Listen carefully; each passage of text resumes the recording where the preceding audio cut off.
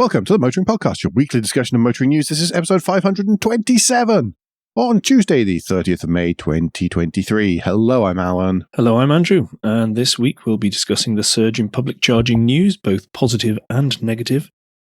New car news is a battle of the old executive favourites, and the list of the week takes us down memory lane with some car game covers. No follow-up this week, you'll be pleased to hear we go straight into new news. Unfortunately, it's not good news. The headline on the motoring research article that we linked to in the show notes is Car Crime on the Rise, Vehicle Thefts Rocket by 25% in 2022. This is about car crime, and we'll start with stolen vehicles, which has risen from 104,435 to 130,389, according to the Office of National Statistics. On top of that, thefts from vehicles has climbed 9.9% as well, with almost 213,000 people having items stolen from their car or van. What we need to say as well at this point is the true figures are likely to be higher because Devon and Cornwall police were unable to supply any statistics, which seems a little bit of a hole. Were they stolen? Could be. It's funny this, because I thought that in most cases, I'd got the sort of little mental impression that in most cases, car crime generally and trying to steal from inside a car, certainly if it's locked, was pretty much on the decrease. It was pretty much a sort of not worth doing kind of crime anymore, a bit like pinching a mobile phone. It's got nearly zero street value these days. But it was mostly related to basically pinching the entire vehicle with a cloned key. Mm. But obviously I'm wrong. Or perhaps people have become complacent and just leave fairly nice-looking stuff on the back that someone goes, well, at least I'll get a couple of quid for that, down the pub or whatever. Yeah, as I say, I thought there was a just sort of general drop in that. But I do wonder also, actually, now that I'm thinking this through as I speak, if this includes sort of catalytic converter crime and that kind of stuff, where you're pinching something like that. Well, that's theft from a vehicle. Yeah. It's still vehicle theft.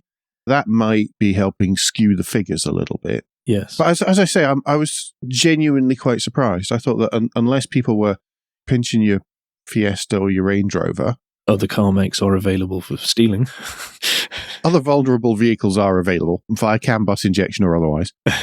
I genuinely thought that it was on the decline, but people were just pinching the whole thing.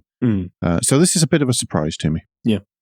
The advice is to, obviously, if you're worried that your vehicle will be stolen by the relay theft, which is where a device pretends that it's your car key and allows your vehicle to be opened and to be started if it's just like a starter button, then that you block the signal either through the Faraday pouches or in a metal tin.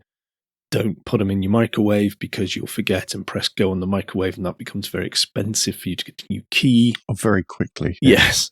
Plus, you also need a new microwave. Yes, a new key and microwave, and the key is going to be the more expensive bit. Yeah. They do recommend that you fit those steering wheel locks, going very old school, but that requires the thieves to bring a few more tools in, and it slows them down a bit longer, and they may just go, or the hope is that they go, right, that's too much hassle, I'll go on to the next vehicle. Well, it's more than a pocket full of stuff, isn't it? Yeah. That's the thing, is that with the relay things... It is not a Bluetooth speaker. Yeah, with the relay things, it's just something you can have in your pocket or whatever. Yeah. To hack off one of those crook lock. Other brands are available as well. They're then type style devices. Then you do need much more than that, and you need to be properly tooled up. Yeah. Or have watched a lot of lockpicking lawyer videos. Do you want to take us on to the news that we are going to stunningly be agreeing with the advertising watchdog? Well, over here, people might have noticed that I have had a significant number of grumbles about car prices and advertised prices not being fair and all these kind of things here in the US. Any price you see in a retail environment, Alan. In the me personally? Yes. Just in the US. Okay, yeah. Take the Scotsman out of Scotland. But no, in this case, the advertising watchdog, the Advertising Standards Authority, who we normally chuckle at for the pettiness of what they're saying, I actually think they're kind of right here. because Marshall's Motor Group, and this is a story from Automotive Management Online, Marshall's Motor Group has been ruled against them that when they advertised the price £19,480 was £19,899 and a saving of £419. It's all in the article, so I don't have to do the mental arithmetic myself today. On a used Merc in February 23, that was deemed as misleading because the vehicle itself had only been at the previous price for 5 days. Mm. And it was deemed not long enough to provide a sort of proper baseline off which things could be. You'll see mostly if you see things on sale in shops and stores, then there's a sign saying, that it's this much, and then there'll be a little thing saying it's been on sale in at least one store at the higher price in the last X period of time, and a bit of a disclaimer. Not a disclaimer, but just explaining that, yes, it is actually a saving over where they've advertised it before. And that, of course, can't really happen here because every car is unique and individual. So there's been a bit of a notice about that. The one that's always amazed me is the advertising of lease deals without VAT in the UK in a context where they are pitched at a consumer. Yeah. If they directed it, if I personally was looking for a lease, the fact that they can say without VAT, I agree with you. I do find that odd.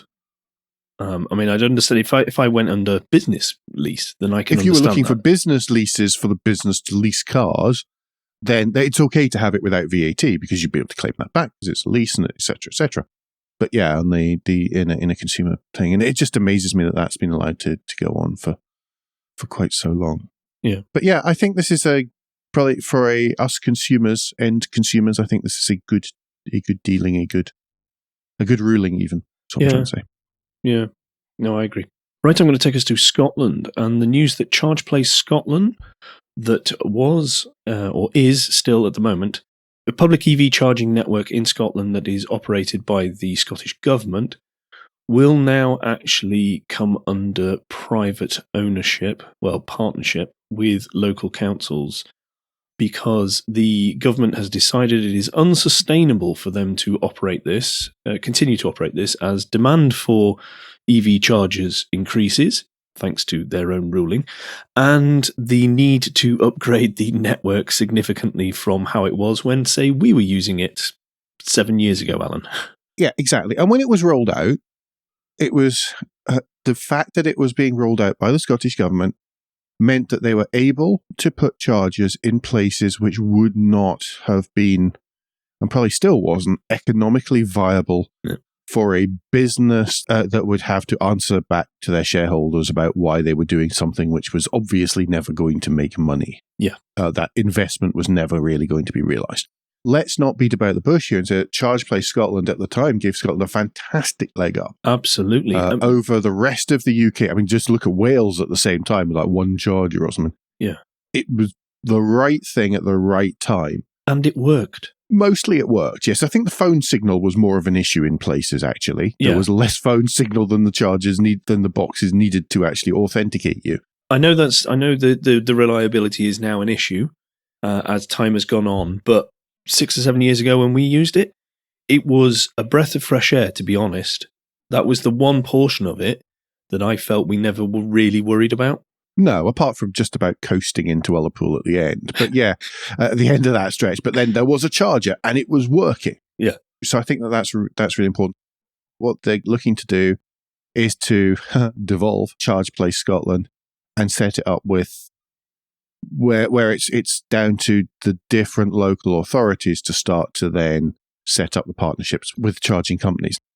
So there's two ways this could go. Okay, so either it will go out and some of the larger networks, some of the good ones, Osprey, GridServe, one of these, and those ones get it, and those ones take some of that on, and then can expand from there into some of those regions of the country. Mm. So that would be a kind of consolidation, or it goes kind of entropy. So Councillor Bob's cousin Jim wants to start up this, so he starts his own little charging company, and you end up with this piecemeal solution, which, although, all the rules are that they've got to tie up and you've got to be accessible and you've got to be able to just pay with a tap of your card and all these kind of things, it means an even more bitty network, which was what Scotland didn't have to begin with.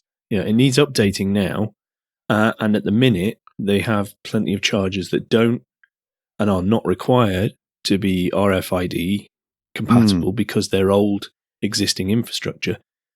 They will be when they do upgrade. And I think that's a for your concern, which I do agree with, I think that's an easy way to pause and delay the upgrade because they're not going to be cheap. They're not going to be cheap, but on the other hand, most of them aren't working, so they're not going to get you any money when they're not working either. Yeah.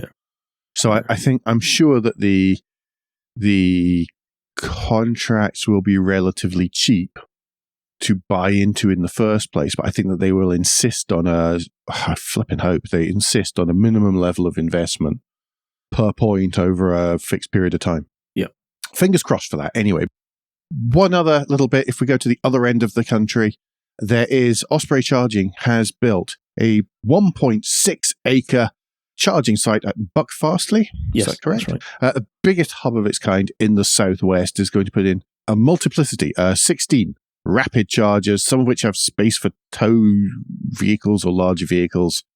And so it's going to be the biggest hub of its type. So all of you can take your Model Ys and you can all go cruise your way down to Devon and Cornwall for the summer. All these ID buses that have been bought with trailers, they'll be happily to be, because it's roughly halfway between Exeter and Plymouth or just off the A38. This is great news because it's another step to adding a serious amount of charging infrastructure outside of the southeast of England or high density urban areas, and that's desperately what's needed. If you want to know their target market, a farm shop and a coffee shop were due to open soon, they added. But you're right, absolutely right. ID Buzz, the Model Y was a rubbish example to have chosen off the top of my head there. Yeah. Anyway, do you want to move on to a nice seasonal story? Yes, I'm going to discuss an electric gritter truck because it's that time of year again when the roads become so hot that they have to deploy gritter trucks to put gravel down. But in this electrive.com article is Econ launches electric gritter truck in the UK. Econ Engineering are based in Yorkshire, and they have just revealed their new, electric truck, of which has an electric quick change body or EQCB system, which is Econ's own, which means that they can swap out the gritter bit and put other bits on the back of. That's a demountable, mate. Yes, a demountable, which then makes this actually, which I think is quite a good way to look at it from Econ's point of view, this makes it more economical for the council who will want to get the all highways because this vehicle can now be used all year round doing multiple jobs. That can already happen. The big difference here is that the gritter body and mechanism is electric. Normally, gritter body, stuff like that, would be hydraulic. Okay. So the PTO would be mounted on the back of the engine or the gearbox, probably the engine of the truck, and you would hook two hydraulic hoses on. Instead of that happening, all of the electrics, all of the sort of motiony stuff is all integrated into the gritter body, and that's why this is a big change over traditional demountable gritters. Because there's more stuff in the gritter bit and less stuff in the truck part. And of course, if you're swapping it out, you can then swap it out for tippers, which have the hydraulic pump and everything built into the demountable part rather than built into the actual truck, or they run on something different or whatever. But it means that you can, rather than relying on everything having to be hydraulic, you can change that depending on body. That's why this is a big piece of news. Yeah. But also, I want to know what a council can name the gritter truck, because we do like a fancy gritter truck name in this country, but can we put an electrified slant on it as well? I'm sure there is. I haven't had time to sit and think one through. But I mean, if the high standard and quality of gritter truck names that we normally come up with in this country is anything to go by, I'm sure someone can come up with something very appropriate for this new vehicle. Answer in the comments below. Don't forget to like and subscribe. You guys. Hey, you guys, etc., etc. Do you want to take us to, unfortunately, this week's Tesla news? Probably the most hey you guys story we could possibly have next after that. Yes, it is the Tesla massive data leak containing everything, really. It's as if someone's just downloaded a server. 100 gigabytes. Someone has downloaded a server. It's supposedly 100 gigabytes of confidential data leaked by a whistleblower who was supposedly a service technician, which raises its own questions about data access. It's full of customer data. It's got data on current and former employees, including social security numbers of like a certain Mr. Musk. I don't know. He's just some noisy fascist on Twitter.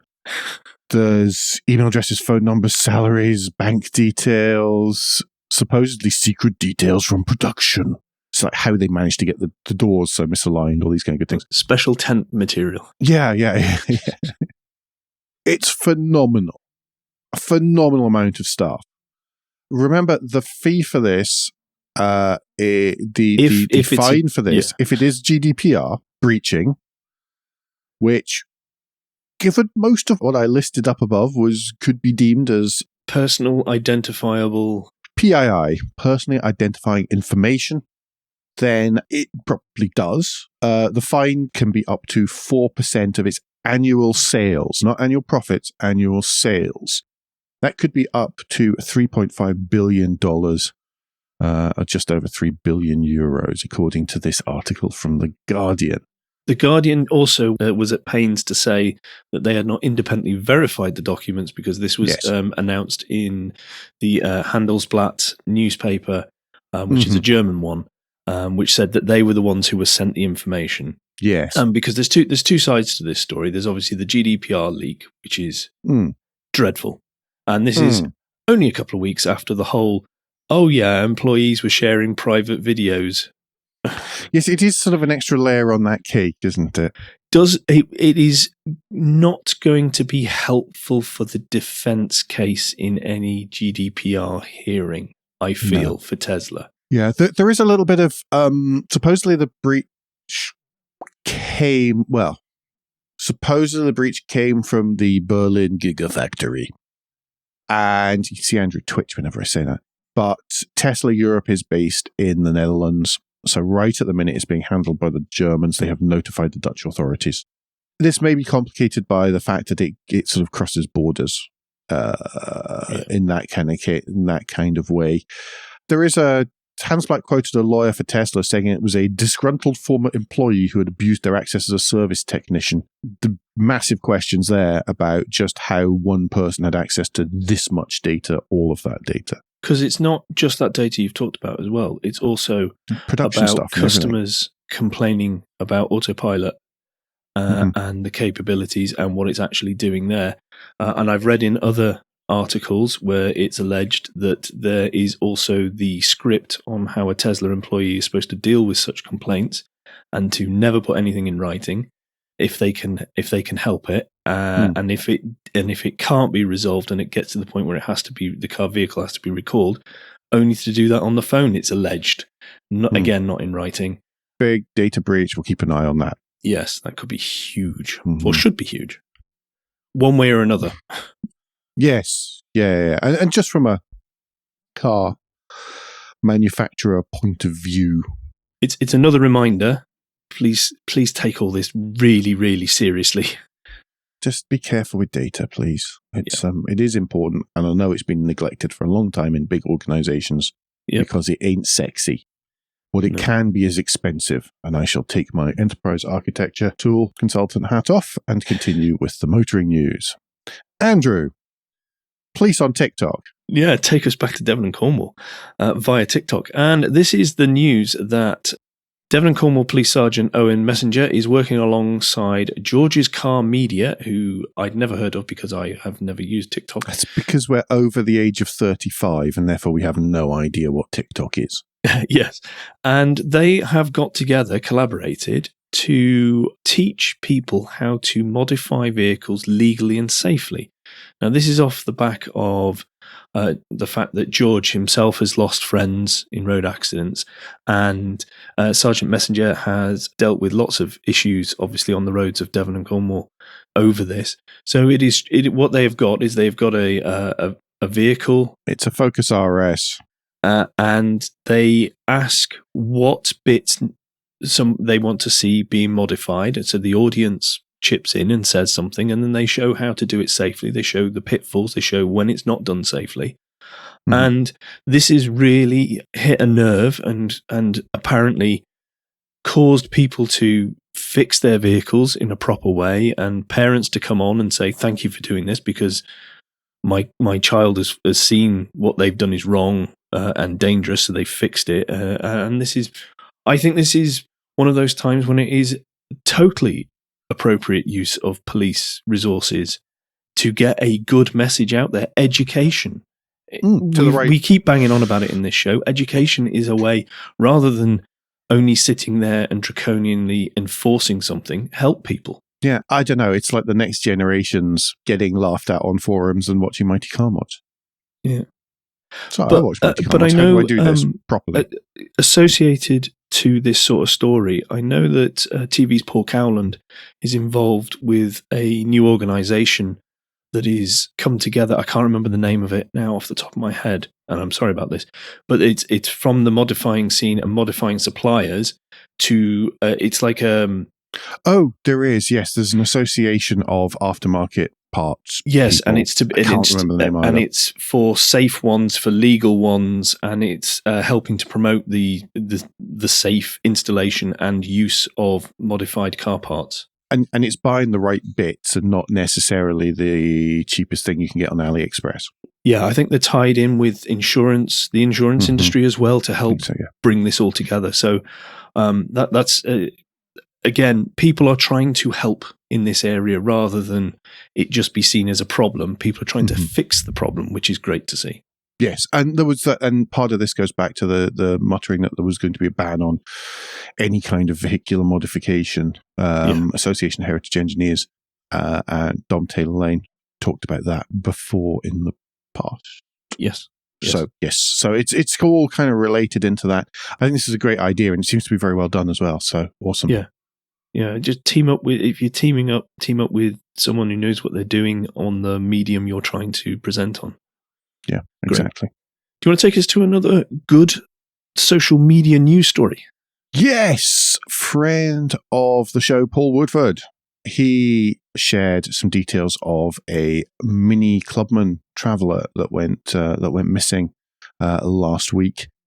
And to cut a very long story short, the tweet was shared many, many, many times across the social medias. The vehicle was spotted a couple of times.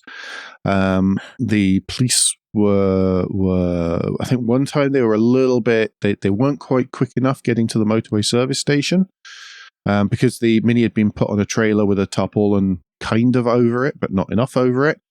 And police weren't quite quick enough the first set of services, and then it was spotted, and then thankfully it was found. Mostly undamaged. I think it was undamaged. Originally disappeared from Somerset. And found in Leicestershire. It's a massive outcry, mad spotting across the country, and everybody working together to find it and bring it back. And it's a real shame that this kind of thing has to happen, of course. It would be much better if people didn't pinch other people's cars. And but yes, well done to Paul for raising it and raising the awareness, and everyone else involved. Yeah, as well, and obviously to Leicestershire Police. Yep, absolutely. Good news, everyone. Good news. I think that rounds out the end of the first half. Let's end on a high.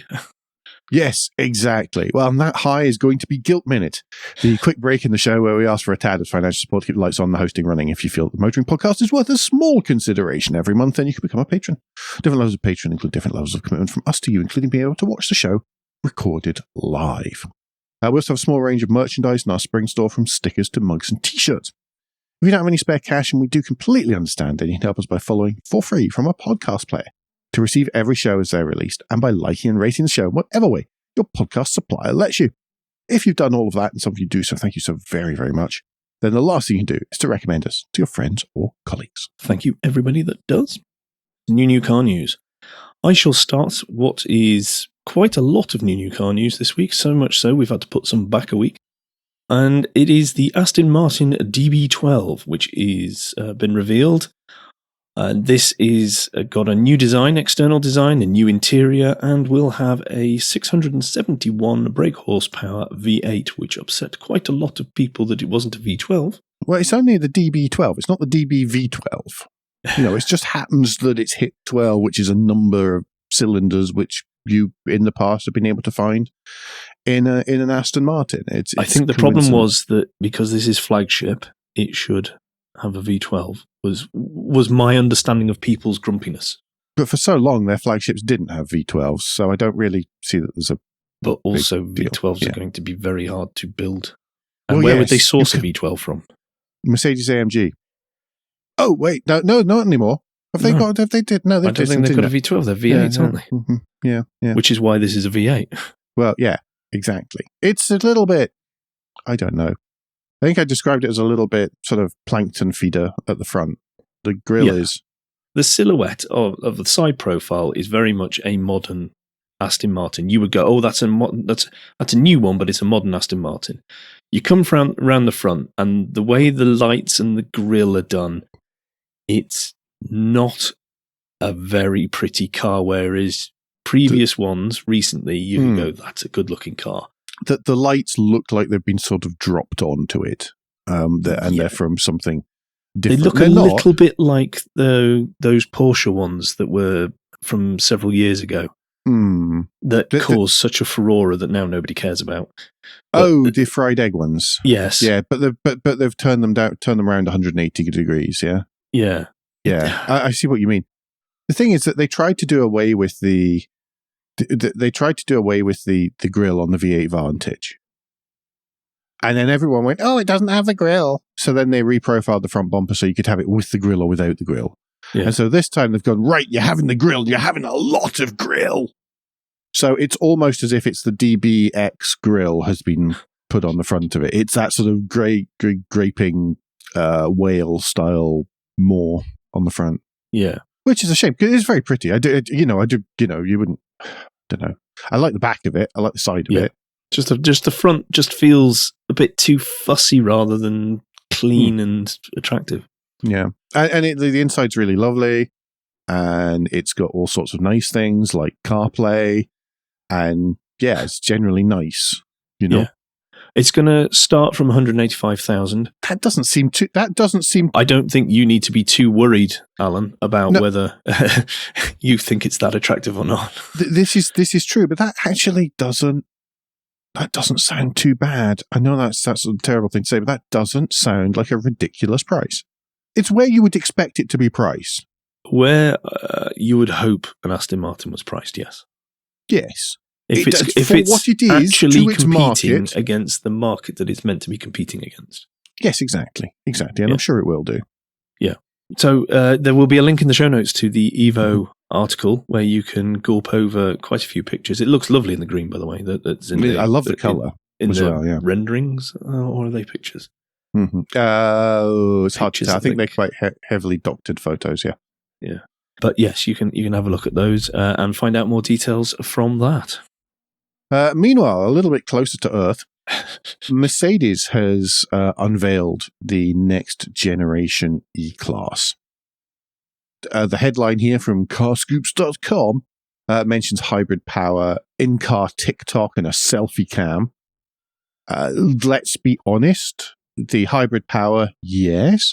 The in-car TikTok and selfie cams are very unlikely to appear in 80, 90, 95% of those that are bought here.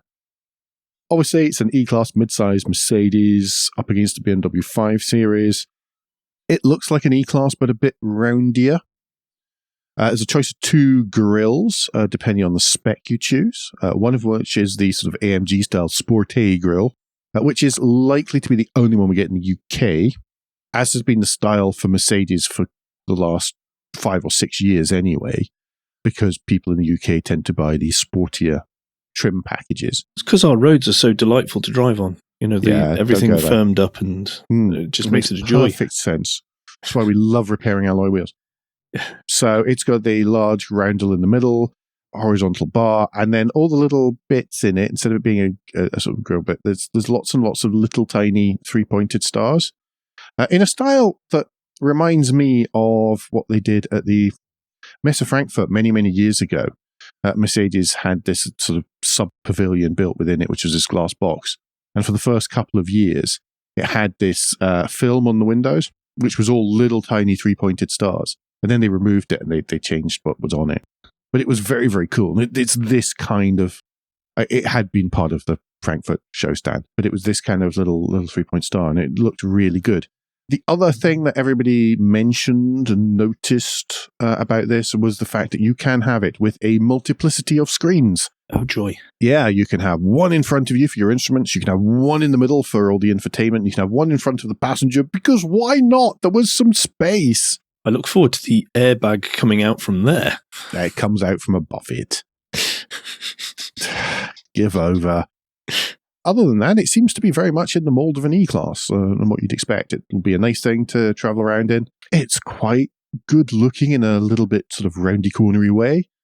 The headline stuff here is, I don't think you're going to see that in many. I think most of these you're going to see in white or silver on the smallish wheels and the hybrid engine, because that's what you get on your company car thing without it. Yeah. Without it absolutely crucifying you for your benefit in kind. Yeah, I agree. It'll sell plenty. Yeah. But not as much as they used to, because people will go for the SUV version. Well, obviously, yes. Yes, I imagine there'll be an estate. The estate will be quite a handsome thing too. Yeah. Look forward to seeing that. But BMW, not to be outdone, Andrew. Well, you say that, no. But the 5 Series the new 5 Series has been revealed, including the i5, which is a fully electric version of this 5 Series. Oh boy. Okay.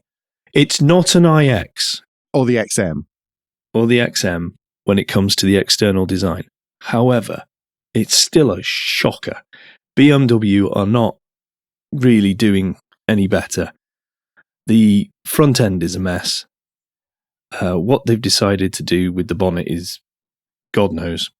I think just because they can. At the bottom on the side, there's a kink up for some reason. The back end is awful. The proportions are dreadful. Let's put it this way. Out of the two, on looks alone, I will go for the Mercedes, please. I think that... I'm told that the 5 Series, when you see it in real life and not in the press photos, is much more...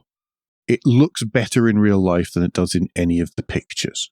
Were any of those people the ones that said how fantastic that ridiculous concept car that BMW revealed 2 weeks ago was? Because if it was, I cannot take their opinion seriously in any shape or form. No, I don't believe they were. Okay. And they were sensible grown-ups whom we trust. Okay? But on the other hand, it is just, even in the details and everything else, it is not as attractive as the current 5 Series, which I still don't think is the most attractive version of the 5 Series has ever been. No, I saw someone throw up not the E28, but early 2000s and go, let's not forget, they did make this as well. E30 as a counter. And I 34. thought, yeah, that's really very cutting. Yeah, and by the way, I'd say that if it's the choice between the Mercedes or the BMW, and certainly in my family, the selection has always been BMW. I think my father said it's only the E30 something. The E30 whatever's 5 Series is the only one my father hasn't actually owned. Yeah, we've got a bit of a history of 5 Series in our family. But yeah, it's there.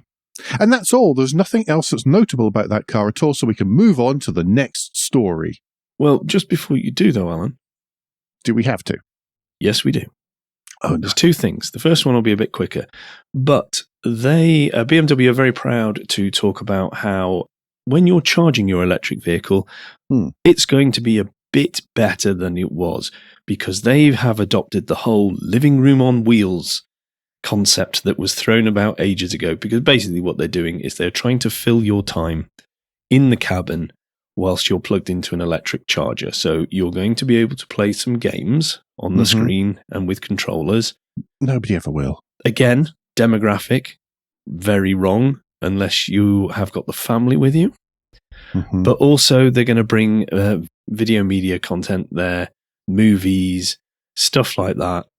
But the good news is nobody will ever try to hack that so that you can watch it on the move. No, not at all. Again, like the Mercedes, there will be in-cabin cameras, so that when the vehicle is on the move, none of those types of activities will be able to be done. However, as we know with the whole subscription side of things, particularly with the BMW, people will find a way by plugging a computer into the car to get around that if they so wish. But this is also, that is nothing new compared to what you can do in many cars right at the moment anyway. No. So for a long time, you've been able to feed component video into stuff like Honda and all that kind of stuff and play with that. In reality, if you've got a SIM card, you can watch it on an iPad or a phone. Well, exactly. So if a driver wishes to be a buffoon and endanger everyone else on the road, they will. Yeah. At least there is this safety stop if it's in the car. I agree. It's just, whatever. Yeah. So let's move on to the next story then. And he's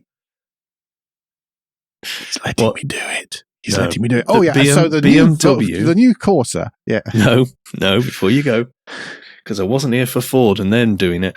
BMW have announced that they are launching the hands-off, eyes-on driving system in the UK next year, which will be called Highway Assistant. Now, this is already in use in the US. Their safety track record when it comes to regulatory over automated and autonomous vehicles is second to none. It varies from state to state. If you are going to the bottom of the pile. What is hands-off, eyes-on?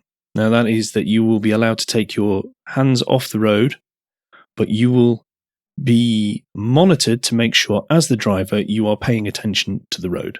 But you can play with your phone when you're doing that, yeah? You should not be able to do anything else except for look at the road. What, from that point of view... So why not just rest your hands on the steering wheel? Well, yeah, quite. What is the point in that? And why develop something that is not quite something, not a step beyond the adaptive cruise control we have today, irrespective of the quality of that, but and also the lane keeping assist. Again, ignore the quality of the systems, but the lane keeping assist, which is what we have now, it is not adding anything. On top of that, there are decades of research showing that human beings cannot do hands-off, eyes-on. This research was done with trained professionals and not shaved apes like us who just have to rock up somewhere. Ones like me today, yeah. Who just have to rock up somewhere and say, "Give me the car, please." And they're allowed out on the highway as long as they have a driving license. People are not trained, and we're going to be asked to do this. So the car industry knows, or should know, that this is the case. The regulatory bodies knows, or should know, that this is the case. And the insurance industry knows, or should know, that humans can't do this. So what has been decided is we'll put a camera in the cabin, and then we'll scream at you when you fail the system we know you're going to fail. It is absolutely insane that money has been wasted and that people's lives are going to be put at risk and that this stuff is put in the cars to go on our roads, and all those bodies in charge of that are absolute cowards and turning around and going, "Oh, that's your fault. You're in control, though." It's a disgrace, and it's disgusting. And I cannot believe that is being allowed. That is not just aimed at BMW. No, any of these systems like this, it is a disgrace that the car industry is abdicating its responsibility and putting it on our shoulders, because it is not our fault. At which point, let's talk about the new Vauxhall Corsa, shall we? Please, let's. Never thought I'd be so happy to get to a Corsa story. So what have they done to the Corsa then, Alan? They've given it a facelift. They're giving it a facelift. They're giving it the same drivetrain I talked about the other week in the Peugeot E208 with which it shares its platform. I mean, obviously the Corsa is doing very well at the minute when it comes to small hatches, possibly because there aren't that many others around, certainly registering well in the UK. What the Corsa is getting is a new visor grille to make it a bit more like the Astra, a bit harder to tell apart from the Astra, certainly from the front, which looks great. Mm-hmm. I agree. And there's some tweaks and twiddles inside as well. Yeah. So it is a major facelift. So it is different. It actually looks quite different, really. I mean, I'm sitting here joking about it, but that front really does make a big difference, and it looks cracking. Obviously, there's that uprated battery and motor. In theory, a 255-mile range, which is pretty dashed good. Mm-hmm. If you get the 51 kilowatt battery hour and the 154 brake horsepower motor in the electric one. Again, as I said with the E208, though, that 255-mile range doesn't mean anything if the monitoring and the range display and calculation is as finicky, I think, as previous Stellantis systems have been. Yes. There's also an entry-level petrol engine, choice between 74 and 99 brake horsepower there. There's hybrid. There's going to be a hybrid version, 99 or 134 horsepower, where there's a 1.2 litre engine in there. But yes, lots of stuff. Oh, the current 134 horsepower, 50 kilowatt hour battery with 222 miles of range will still be offered. Prices for the internal combustion engine version will start below 20,000. It's likely to be a little higher than the £18,015 start point for the current Corsa. Mm-hmm. And obviously, the current electric version starts at £31,931 for a Corsa. Yay. Affordability. So it's all here, as we were promised. Expected to go up. It's okay, because electricity is so cheap at the minute. Oh, yeah. But as you say, that the longer range one is expected to be more expensive than that as on top. Oh, yes. Of course it is. Of course you can. Of course the Corsa will. Yes. Just a quick tour to designer's mood board, Andrew. Yes, after the surprise departure of Tobias Sulman from Bentley, Robin Page is returning to the fold. He was in charge of the interior design team between 2001 and 2013 before he went off to Volvo. But Volvo appointed at the end of January the ex-head of design at Arrival, whose name I've forgotten now, unfortunately. But he's going back to Bentley. Now is Robin Page, and from what I've seen from reactions within the industry, everybody seems to be very complimentary and think that's a very wise move by Bentley, particularly as they are moving into their electric future. And he, as much as anyone, is very aware of the history of Bentley, but also with trying to move them into a more modern era, as he did with the interiors when he was there. Yeah, so we'll see what happens. A good safe pair of hands, I think. Yes, I think so. Right, that brings us to points of interest, I believe. It does, and the first point of interest is obviously our lunchtime read. The lunchtime read this week is from Capturing the Machine, and it's a story by Kevin McCauley, and it's called Tracing the Origins of One of the Great Early Racing Photos. And there's a bit of video, and there's a bit of words as well, and it's about tracing the origins of that photo that you will have seen. As he says in the article, it's not an obscure photograph. Yeah. But it's John Cobb driving a Napier Railton on the banking at Brooklands. And all four wheels are off the ground. It's a crazy angle. If you've ever been to Brooklands, you'll know what the banking is like. So crazy angle and all four wheels off the ground. And it just screams that he is going very, very fast indeed, scarily fast. In what looks like a fantastically safe vehicle. Yeah, and he averaged 143.44 miles an hour, average, going around there, and that wasn't the record. But nobody knows who the photographer was. It's there, it's untitled, the photo belongs to Brooklands, it's part of their collection, and they still don't know who it was. So he's been delving into that and just trying to really find out who was responsible for it, what the full story is behind it. Even sometimes the date is kind of unknown. And the crazy thing is he's found photos of photographers from the back lying at a spot on the banking, which could be the ones that taking that photo at that exact moment. And so it's trying to really sort of delve into the history of it. It's really interesting. Do please spend 15 minutes or however long of your time in enjoying that, because it's a lovely piece. Yeah, totally agree. It's what happens when you start down a rabbit hole. It really is. It's like, I wonder, and then just keep on picking. Great stuff. Yeah. Great stuff. Yep, list of the week. And this is from Goodwood Road and Racing and is 11 of the best car game cover cars. Easy for me to say, or not. And Alan, from this list here, is there any, because I know you're not a massive gamer, but you are aware of the genre and you have in the past dabbled. Yes. In the distant past. Yes. So is there any here that really stand out and bring back a memory more than others? The funny thing is, they're either too old and console based for me, or they're too new for me. Okay.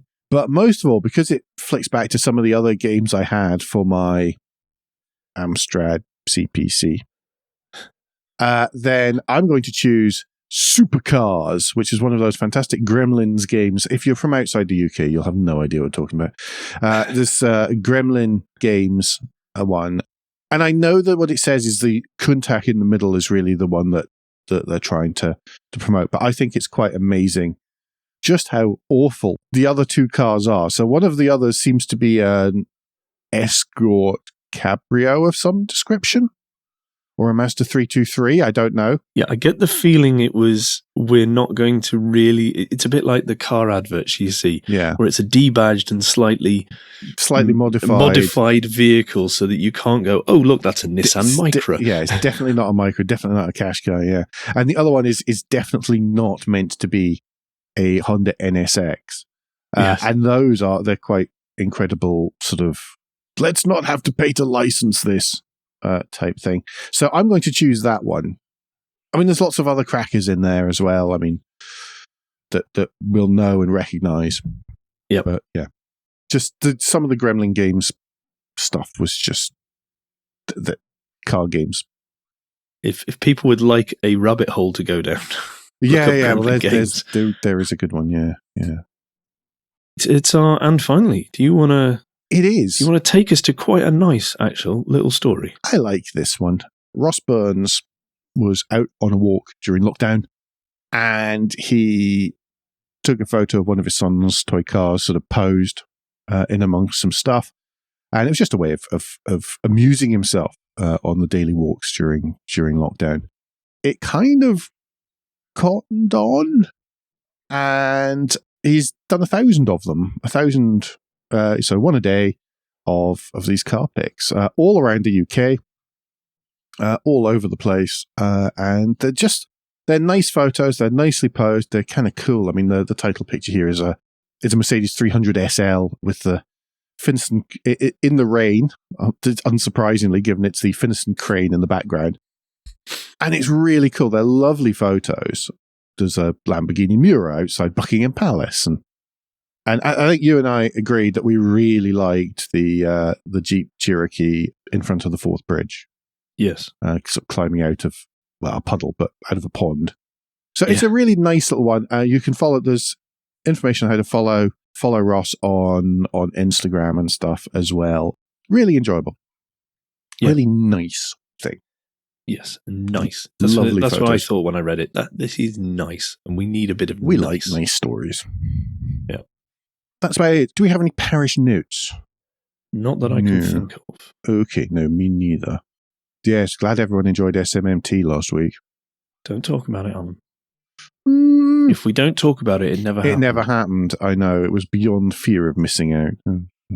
Anyway, yes, let's finish up on which note. Don't forget, between now and next week, you can give us any feedback. Share your thoughts with the show at Motoring Podcast on Twitter and Instagram, on Facebook, and on the contact page of motoringpodcast.com, the hub of all activities.